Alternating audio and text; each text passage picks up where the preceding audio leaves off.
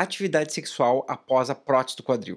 Olá, meu nome é Davi Guzmão, sou médico ortopedista e hoje vamos falar de um tópico que eu acho que é muito importante para os pacientes, porque às vezes eles podem ficar constrangidos de perguntar isso ao seu médico, especialmente entre as mulheres, mas esse constrangimento pode estar presente entre homens e as mulheres, é sobre a atividade sexual após a artroplastia de quadril. Bom, antigamente, quando a prótese foi desenvolvida, uma das regras da prótese, lá na década de 60, 70, uma das regras assim impostas por John Shirley, que foi quem desenvolveu a artroplastia moderna de quadril, era só fazer a prótese em pessoas que tivessem acima de 60 anos de idade. Só que cada vez mais a idade foi diminuindo progressivamente e hoje a gente tem a prótese do quadril sendo realizada em pessoas extremamente jovens. 17 anos, 20 anos, 21 anos, enfim, toda a faixa etária em relação à prótese quadril ela pode ser necessária, pode ocorrer em algum momento. Então, uma das coisas que pode gerar um constrangimento do paciente perguntar ao médico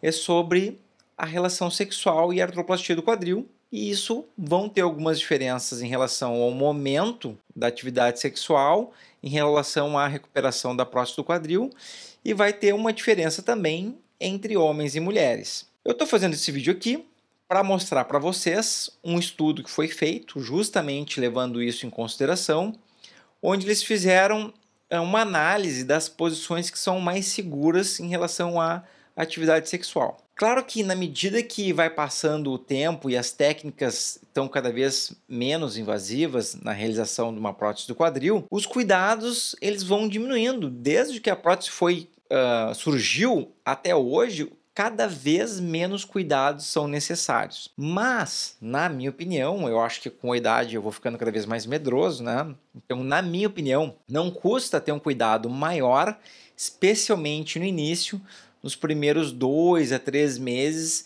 enquanto que é um período onde a musculatura está sendo fortalecida. Uma musculatura forte, que já foi tema de outros vídeos, ela é capaz de proteger vocês contra alguns problemas, especialmente quanto a prótese desencaixar, que é chamada a luxação do quadril.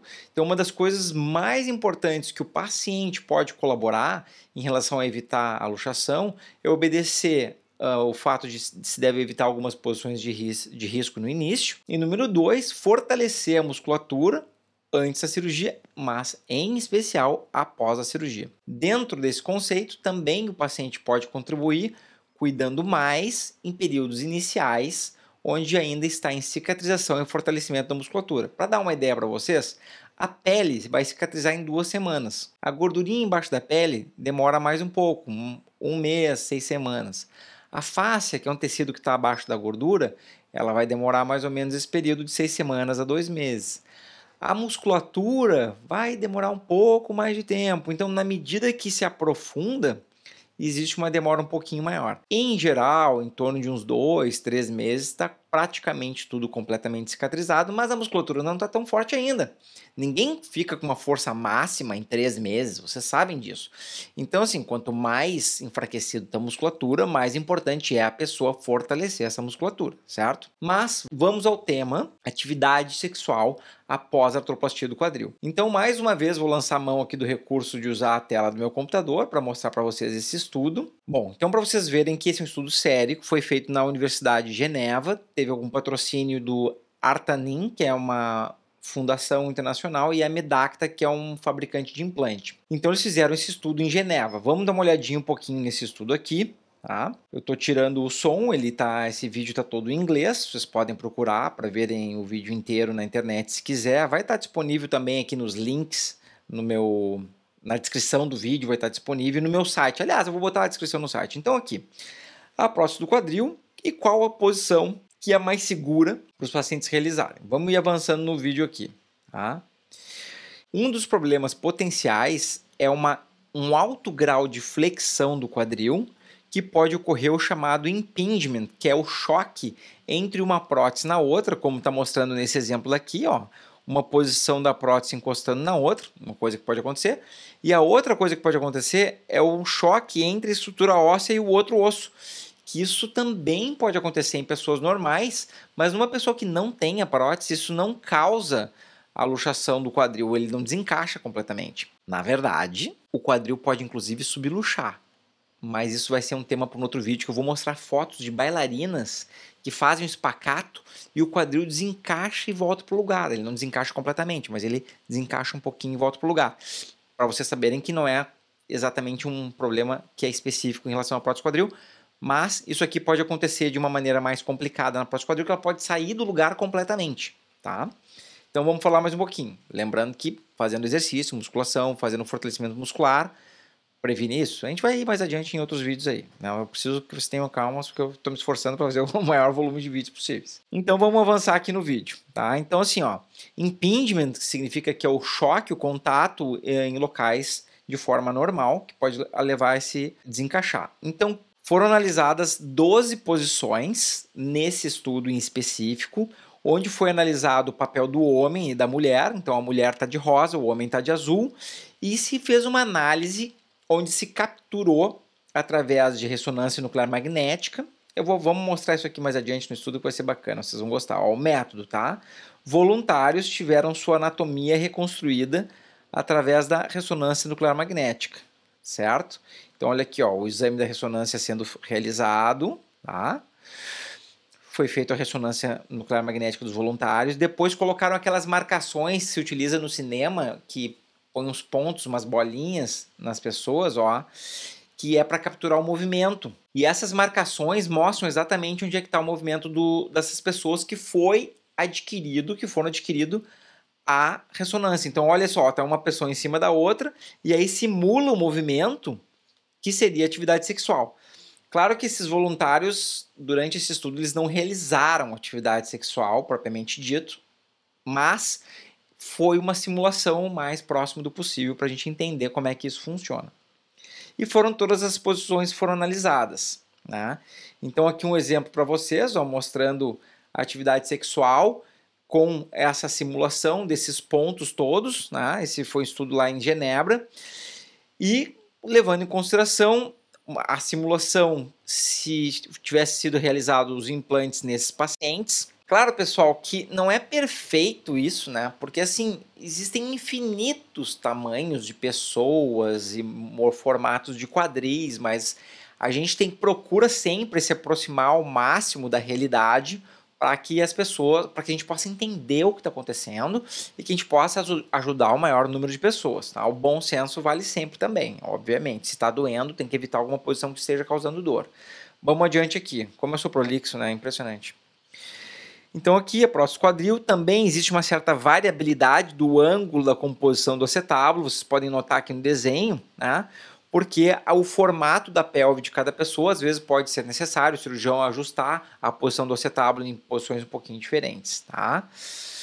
E isso tem uma implicância em relação à quantidade de movimento que a pessoa tem. Vamos mais adiante aqui. Conclusão. Essa é a parte que todos estavam esperando, então. Quais são as posições que são mais seguras?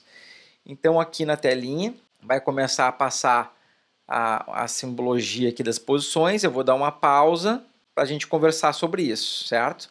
Então aqui vocês estão vendo o símbolo feminino e o símbolo masculino. A mulher está de rosa e o homem está de azul. Então aqui na posição 1, por exemplo, vou botar com o mouse aqui na posição 1, mostrando o check mark verdinho para a mulher e para o homem. Então não tem problema para nenhum dos dois nessa posição. Já na posição 3, conforme for o ângulo do tronco com a coxa para a mulher, pode ser um problema, tá? Então, assim, vamos levar também em consideração que na atividade sexual, essa variabilidade de ângulo ela pode chegar a algum problema. Não é uma imagem estática aqui, né? Por quê? Vamos analisar a posição 3. Na posição 3, a coxa e o tronco da mulher, elas podem variar durante a atividade sexual. Se a mulher abaixar muito o tronco, né, botar o tórax de encontro à cama, por exemplo, e fechar muito esse ângulo aqui, isso potencialmente pode ser mais arriscado. Eu sempre falo com meus pacientes, para proteger o quadril, abrindo um pouquinho mais o joelho, existe uma proteção maior para o quadril. Então, nessa situação aqui, se a mulher abrir um pouquinho mais o joelho, protege mais o quadril. Joelhos fechados é pior para a articulação do quadril com a prótese. Vamos analisar aqui a posição 5. é a mesma situação aqui no caso da mulher. Se houver uma grande flexão dos joelhos, da coxa em relação ao tronco, não flexão do joelho, a flexão do quadril, da coxa em relação ao tronco, se houver uma grande flexão dessa articulação, pode ser um problema também. Lembrando, a abertura dos joelhos protege mais. Então, nessa posição, na posição 5, manter os joelhos unidos e aumentar muito o grau da flexão pode ser pior. Vamos pular aqui para uma outra posição mais acusada como mais problemática. Aqui, essa aqui é acusada mais como problemática, tanto como homem pela mulher, também por causa dessa perna aqui, que tem um grau de maior de flexão, e no caso do homem, por causa dessa perna aqui também. Então, o problema, é isso que eu quero que vocês entendam, o problema são altos graus de flexão entre a coxa e o tronco, tá? É a coxa dobrar demais em relação ao tronco. Lembrando sempre que para proteger nessas situações, abrindo a abertura dos joelhos protege mais. Vamos ver aqui mais uma posição, que é a posição 10, onde também ocorre potencialmente esse problema. Deixa eu tirar esse negocinho daqui, está incomodando. Onde também pode incomodar esse problema aqui, que é um grande grau de flexão. Notem aqui a diferença da posição 10 para a posição 11 é quase a mesma posição, mas se a mulher se curva sobre o homem, aumentando esse ângulo, isso potencialmente pode ser problemático. Tá? Então, novamente, ó, vejam que interessante, o componente de risco que esse estudo mostrou é em relação à flexão da coxa em relação ao tronco, tanto no homem quanto na mulher. Só que tem menos posições onde o homem é exigido um grau muito grande de flexão da coxa e o tronco, é menos comum. Tá? Vamos ir mais adiante aqui um pouquinho. Esse trabalho foi publicado numa revista na Journal of Arthroplasty, então quem quiser ler o trabalho na íntegra, entra lá no meu site, que eu vou botar o link dessa página lá no meu site para vocês olharem, porque eu acho que isso aí vai ser uma coisa interessante que eu vou deixar permanente lá, de uma forma mais fácil para vocês acessarem, que é de interesse de vários pacientes. Então foi publicado no Journal of Arthroplasty, que isso significa o jornal de prótese de quadril, né? A gente tem uma publicação exclusiva, no quadril a gente tem milhares de publicações. Essa aqui é uma publicação que foca sempre em prótese, aliás, em diversas próteses, pode ser prótese de quadril, joelho, cotovelo, enfim. E eu vou botar o link desse artigo lá para vocês, não posso esquecer. Tem o link aqui embaixo, olha aqui, ó, vocês podem dar um pause aí no vídeo, pega o link aqui embaixo, digitem lá, vocês podem verificar por vocês mesmos se isso aí é verdade ou não. Então, vamos voltar aqui para a página, e essa paginazinha aqui, o que vocês podem fazer? Vocês podem pegar com o celular, dar uma pausa, faz um print dessa tela, ou entra lá no meu site, que eu vou fazer isso por vocês, eu vou fazer essa pausa, eu vou fazer um print, vocês podem imprimir, e especialmente naqueles momentos onde a musculatura não está tão forte ainda, vocês seguirem mais esse guia de posições para não ter um risco desnecessário, certo? Pessoal, também vale o bom senso em relação ao tempo da cirurgia até a atividade sexual. Por exemplo, no caso do homem que pode ficar deitado e a mulher por cima, é mais tranquilo numa atividade sexual mais recente, digamos assim, um mês. Se a pele recém cicatrizou com 15 dias, não é uma boa ideia uma atividade sexual nesse período só de 15 dias, a musculatura ainda está dolorida, a musculatura ainda não está com uma força completa de contração. É melhor vocês considerarem atividade sexual mais ou menos por volta aí de um mês e meio, 2 meses. Nessa faixa vai ser bem mais tranquilo e bem mais prazeroso aí para o casal. Certo, pessoal? Então, espero que vocês tenham gostado desse tema. Não encontrei ainda outras fontes sobre isso, tá?